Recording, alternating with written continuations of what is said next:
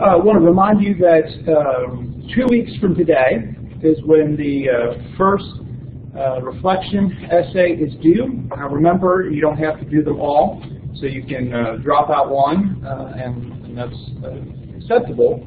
But the first one is due 2 weeks from today. You get a bonus if you do them all. You do get a bonus if you do them all. So, what's that? The lowest 3 grades get dropped on the quizzes. Right. So that's another thing as well. Keep up with the quizzes.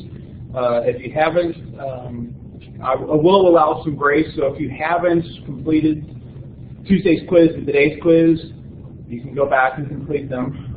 But make sure you keep up with those.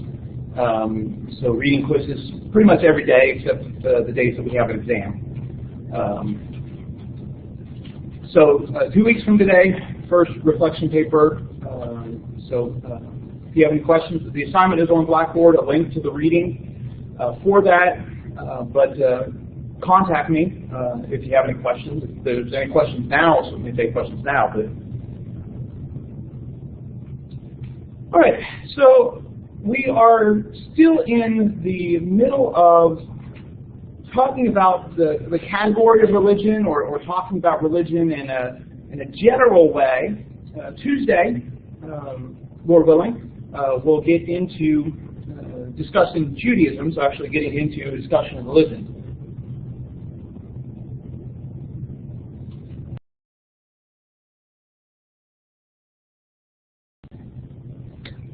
There were a couple things left over from Tuesday. We were talking about the idea of religion connected to ultimate concerns, but let's take a little bit of time and talk about what we did get to. There were a couple things to finish up, but thinking back to Tuesday, now don't look at your notes, don't look at the textbook.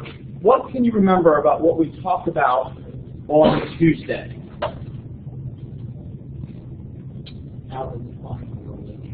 Okay, and thinking about concepts of defining religion, what were some of the things that we talked about, or what were some attempts to try and define religion?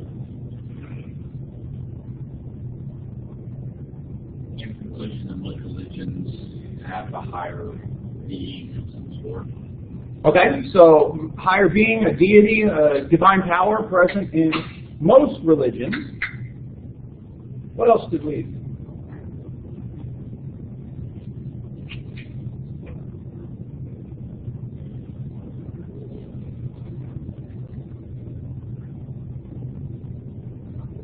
Other kind of things we could talk about on Tuesday. All right, we're talking about. Unfortunately, the Pastafarians won't be on the exam. But yeah, we did talk about Pastafarianism and this idea of in modern times of these developing quote unquote religions that are often critiques of standard organized religion, so called. Dana Carvey did a bit a couple years ago in his stand-up act about what a disorganized religion would be like. We meet on Tuesdays, sometimes Thursdays. You can we might sing a couple hymns. You can hum along if you like. We might be at P.F. Chang's, right? It's an organized religion versus disorganized religion.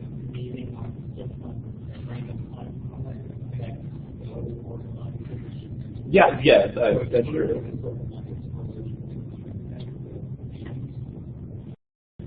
What other kind of things did we talk about? What are some of we talked about some of the components that make up religions, the places for study. What were some of the things that we talked about of what do you study when you study religions?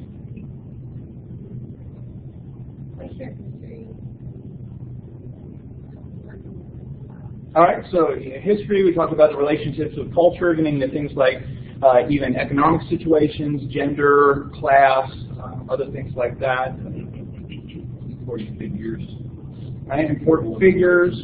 What are some of the key figures? What did they do? How did they influence those religions? So, with thinking about this category of religion, we got into, at the end, talking about approaches to salvation or liberation. We emphasized Goethe's Definition of religion, again, PowerPoints are available on Blackboard, so if you didn't get all of that, you can refer back to PowerPoint. But this idea of the symbolic system and the way in which that becomes very powerful in the lives of people. It shapes not only how they feel, how they think, what motivates them to do, but also the importance of those things appearing to be true.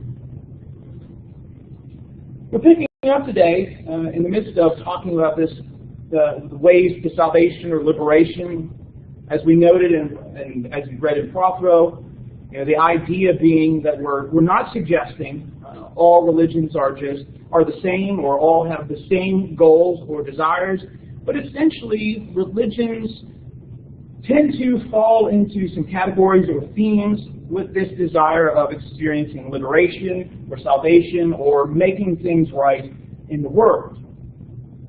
And so each of these four, the way of faith, devotion, discipline, action, the way of meditation, and insight, we'll spend some time breaking down here a little bit more in detail. First, the way of faith. Now, in a sense, we could argue that faith is a part of all religious traditions, in the sense that they subscribe to beliefs or conceptions that cannot be observed, and so they have a faith. But in the sense that we're talking about this religions that emphasize the way of faith or the path of faith to liberation, we're essentially talking about religions that emphasize the need for trust. And so what we're comparing here is faith in the sense of assent to propositions, right? I believe Jesus is the Son of God is a faith statement, but in the sense we're using it here is this notion of trusting in someone or something. All right? Particularly a lot of the ways of faith are focused on someone, some sort of being or power. Not only is it trust, but religions that evidence this approach also postulate the need for dependence. You're relying on that person or that thing.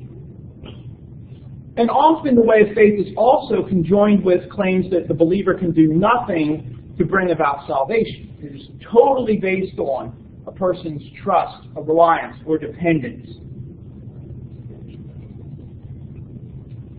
A couple of examples of this within Christianity, of course, Protestant Christianity, largely shaped by the thinking and writings of Martin Luther. Luther emphasizing the need to be justified or made right in God's eyes through faith, justification by faith. That works cannot bring about salvation. Instead, what brings about salvation, what makes us right with God, is trust. But the way of faith is not only a Christian concept. Other religions would fall into this as well. An example of this in a non-Christian religion would be Pure Land Buddhism. Pure Land Buddhism focuses on faith in Amida, the Buddha of infinite light.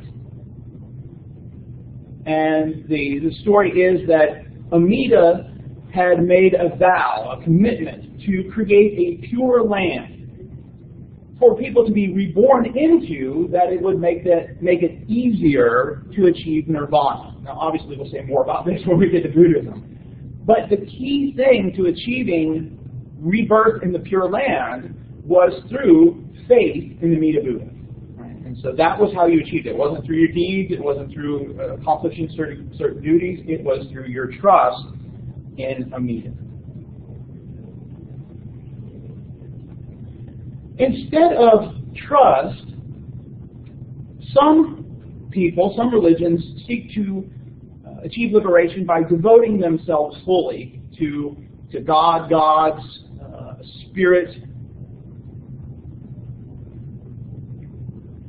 While there can be a kind of conjoining of faith and devotion, the focus of the path of devotion is on that experiential component. The key here is not just devoting yourself to God, but devoting yourself to God to achieve that experience. That's what these people are looking for. And so the way of devotion is often deeply connected to emotion and feeling, predominantly love expressed for the deity, but you can also see paths that would emphasize other emotions like fear.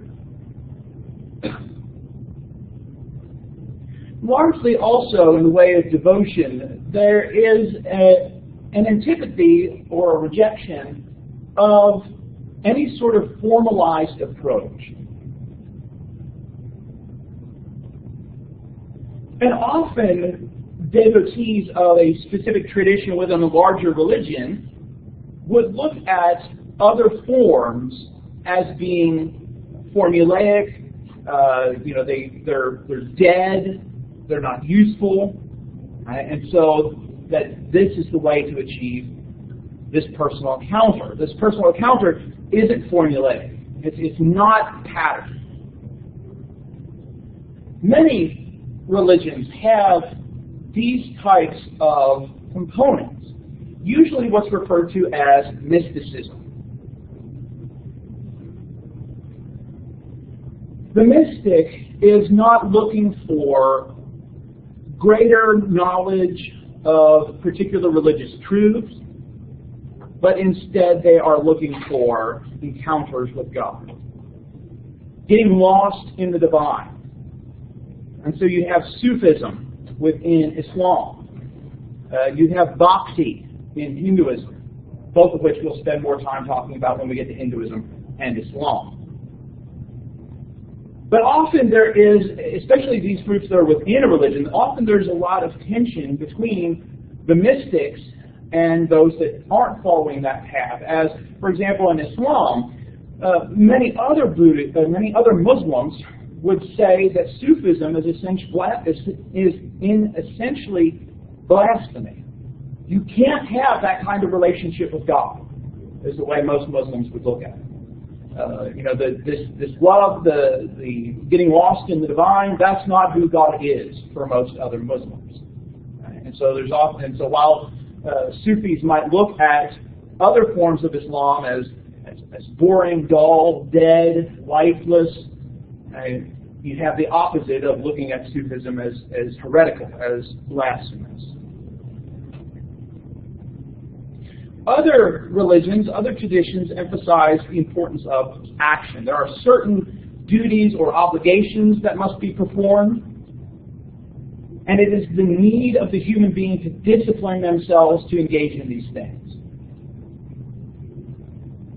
Often the path of disciplined action shows up in the necessity to engage in certain patterns. And patterns not just in worship services, right, specific times of worship, but in everyday life. That could be the schedule of the day. It could be the religious calendar, right? Certain times during the year, I do these things. Sometimes experience is important, right? The experience of what occurs in these things, but most times it's not. The emphasis is on accomplishing one's duty. So the path of disciplined action is often very common, traditional, and very rarely is there any sort of dramatic occurrence believed to occur. The focus in this path is on orthopraxis, right action. Right? Orthodoxy, right? If something's orthodox, that's related to correct teaching. But the focus isn't so much on the teachings as it is on doing the right things. Rituals have to be done in the appropriate ways. And in most cases, what devotees of this path are looking for is people to conform to behavior in doing this way, not you're free to do it however you love.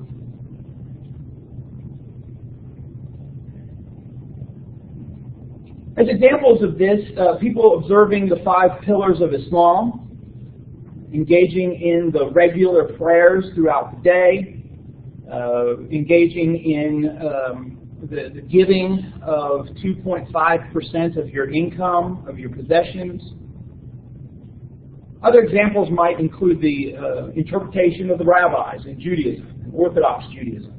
There's this disciplined action. Things must be done in the right way. These foods must be prepared in this way. This food is clean, this food is not clean. The focus is on the action.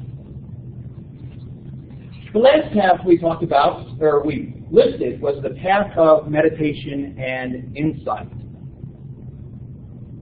The intellectual component. Often, many of these traditions are very esoteric. The knowledge, the wisdom that they're seeking is obscure, it's hidden, it is not readily available. And so it's through meditation, it's through those times of reflection and study that you achieve this. Now, because of it being esoteric, it's often hard to understand or grasp, meaning that most people that follow the way of meditation and insight are considered to be spiritually elite. It's not for the common people. Essentially, the people that are involved in this kind of path are people who have the luxury of pursuing insight and the time to practice meditation. Those that achieve this insight are considered to be spiritually mature or spiritually advanced. And because of these demands, the esoteric nature of knowledge, the need to have time to practice these things, there are very few people that choose any sort of path of insight.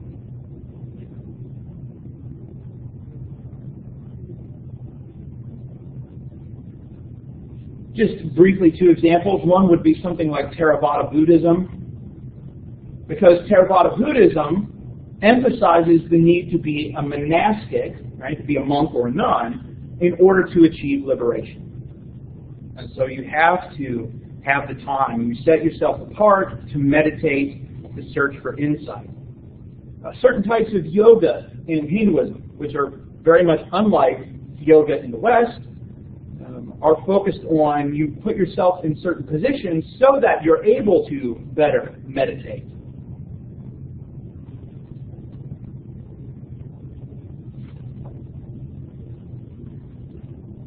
What questions do you have? Anything we need to clarify about any of those paths? Again, we'll spend more time on these examples and the specifics as we get into those religions. All right, let's kind of sum it all up, bring all those things together that we were talking about Tuesday in what a lot of scholars have referred to as the dimensions of religion. We're bringing kind of all these things into what are different expressions within religion. In a sense, we might say that looking at religious systems, religions often involve the totality of human existence. It's not just a cognitive approach. It's not just a practice, but instead all of those things are a part of it. And so some scholars, in trying to define religion and religious practice, have emphasized these different dimensions. Religions deal with the cognitive. They focus on what believers should know. Often the cognitive can be presented in stories in many traditions. When you think about the different stories that you find in religious traditions, they are often not just stories, but are meant to demonstrate a point or to communicate a moral.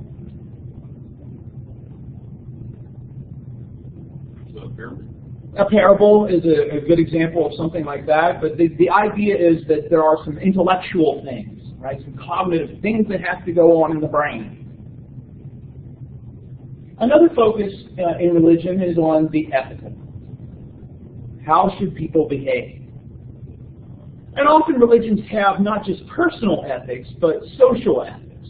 How the world should work, or how a community of believers exists in a larger community. There are moral rules, patterns of behavior, examples held up as you should be like this person. And in most cases, religions argue that it shouldn't just be about the rules, but a way of life. because this is a part of the ethical dimensions. A third dimension of religion is the ritual, action. And as we talked about on Tuesday, rituals, the practices of a religion are often highly symbolic. There's not just the action, it represents something else.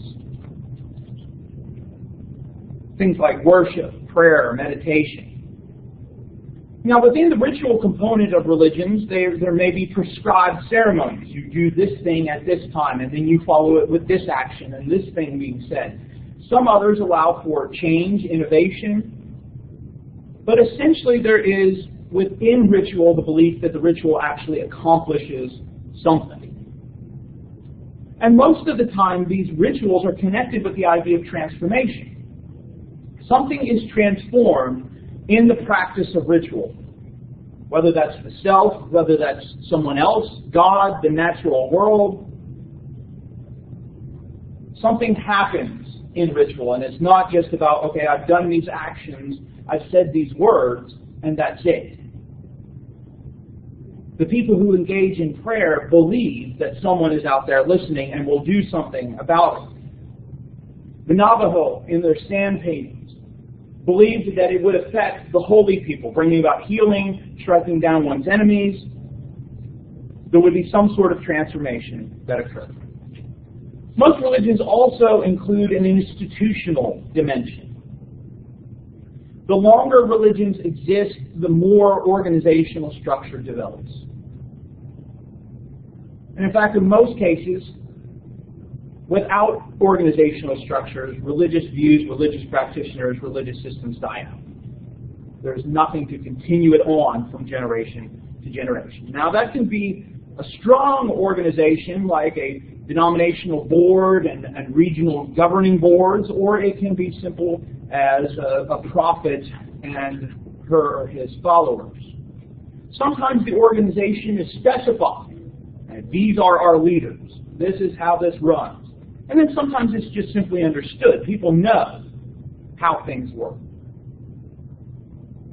But simply the distinction that is made between religious specialists, right, the priest, the shaman, the minister, the monk, the difference made between that class and the common people is in itself a representation of some sort of institutionalization.